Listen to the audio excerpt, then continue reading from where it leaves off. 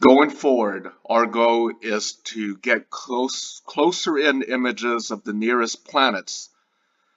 The stars are still probably too distant, so this was taken on the old equipment. And on the old equipment, we also experienced a lot of out of focus, just crazy imagery, where a lot of adjusting. This is at maximum length on the old equipment, maximum length, okay?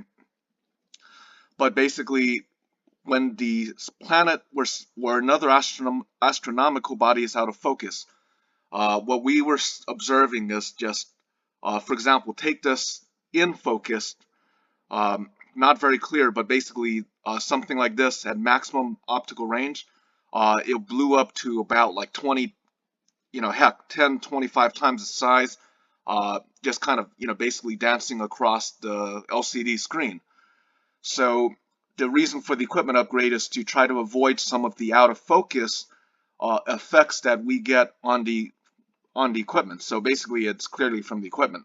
For example, on the equipment where you're getting this, just this crazy blotches on the LCD screen, and basically you look up, in this night sky, basically just visualizing it. Clearly that thing is not going to be that big. But still, even in focus, this could be this is most likely a planetary body, and what you're likely seeing is rings. But again, it's not very clear, so our goal is to get clear images of the planets. The natural satellite moon, it's low-hanging fruit, it's easy to observe. It's obviously visible in the night sky without any instrumentation. So then our next challenge is to actually get basically coherent images with form and definition of some nearby planets. That's the sole objective right now going forward.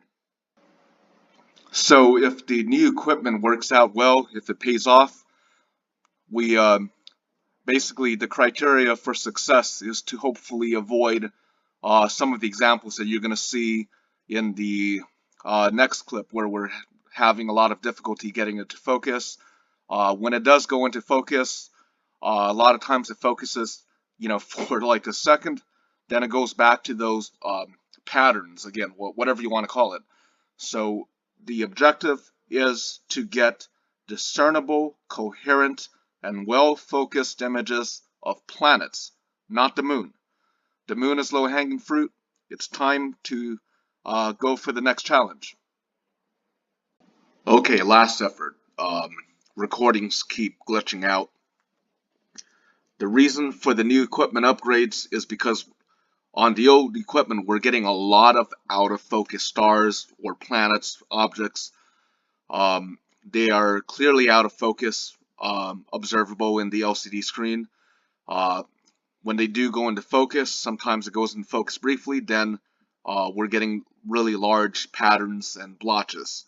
So, without, going on and on about examples of, old equipment footage, our goal is just to get a clear image of the planet, and that's it.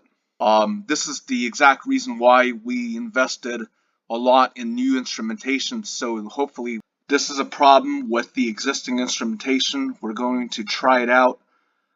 Even if we don't get a clear sky, we're going to try to point it to a star. But at the focal length, there is no way it would capture something. For example, this was pointed at a distant star or planet, but there's no way it's going to appear this big on the sensor. So this happens when we try to film sunsets.